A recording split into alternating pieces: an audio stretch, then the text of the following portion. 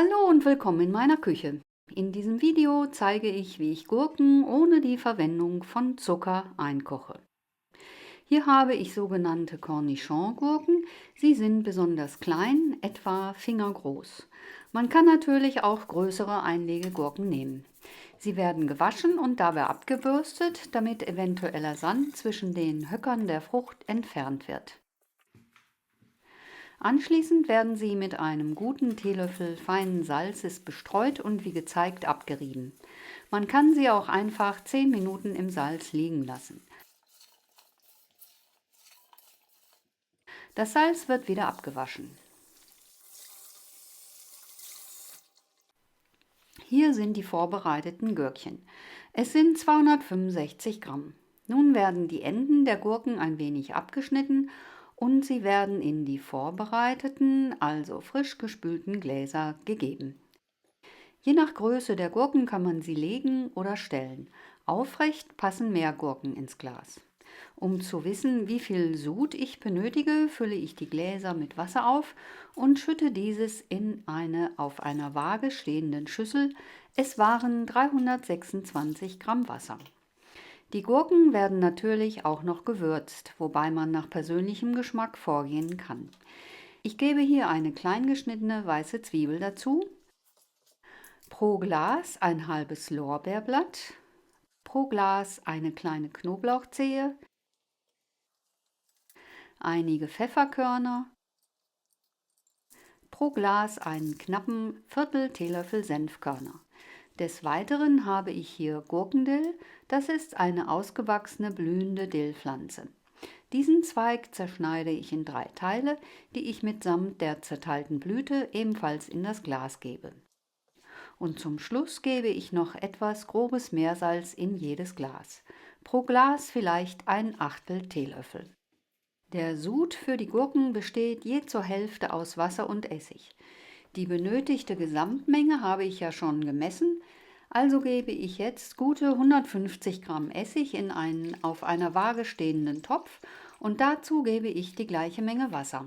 Alles wird zum Kochen gebracht und der noch kochende Sud wird über die Gurken in den Gläsern geschüttet.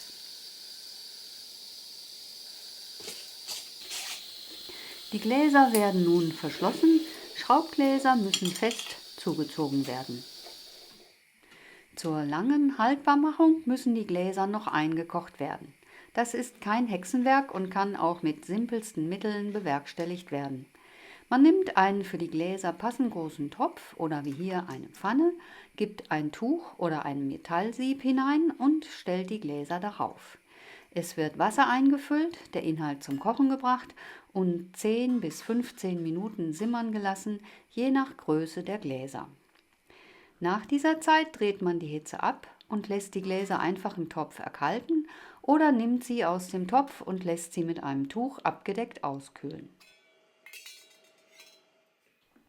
Um zu kontrollieren, ob die Gläser auch wirklich ein Vakuum gezogen haben, öffne ich die Schließen und versuche den Deckel vom Gummi abzuheben. Lässt sich der Deckel nicht bewegen, ist alles gut, denn man müsste zum Öffnen das Gummi aufziehen. Bei den Schraubgläsern muss sich der Deckel nach unten ziehen, also konkav sein. Ich hoffe, man kann das hier sehen, wenn ich einen Bleistift über das Glas halte. Oder man überstreckt den Zeigefinger und legt ihn auf die Oberfläche des Deckels. Damit die Gewürze ihr volles Aroma im Glas bzw. den Gurken entfalten können, sollten die Gläser nun mindestens 14 Tage stehen gelassen werden. Hier öffne ich ein Glas und probiere die Gurke. Sie ist schön knackig, angenehm würzig und lecker. Wie zu erwarten war, ist sie eher sauer, da ja überhaupt kein Zucker verwendet wurde, aber doch nicht so sauer, dass sich einem der Mund zusammenzieht. Im Gegenteil, sie ist recht erfrischend und schmeckt als Beilage zu einem Schinkenbrot bestimmt sehr gut. Und auch zu bestimmten eher nahrhaften Speisen wie Pasteten oder Terrinen werden diese Gurken einen interessanten Kontrast bilden. Vielleicht probiert ihr es ja einmal aus. Hier ist noch die Zusammenschrift der Zutatenliste, wie ich sie im Video verwendet habe. Cornichons für 3 kleine Gläser, ca. 250 Gramm kleine Gurken. 3 halbe Lorbeerblätter, 3 kleine Knoblauchzehen, 3/4 Teelöffel Pfefferkörner, 3/4 Teelöffel Senfkörner, circa 20 cm Gurkendill inklusive Blüte, 3/8 Teelöffel Meersalz, 150 Gramm Essig, 5% Säure, 150 Gramm Wasser. Viel Spaß beim Nachkochen und wie immer guten Appetit!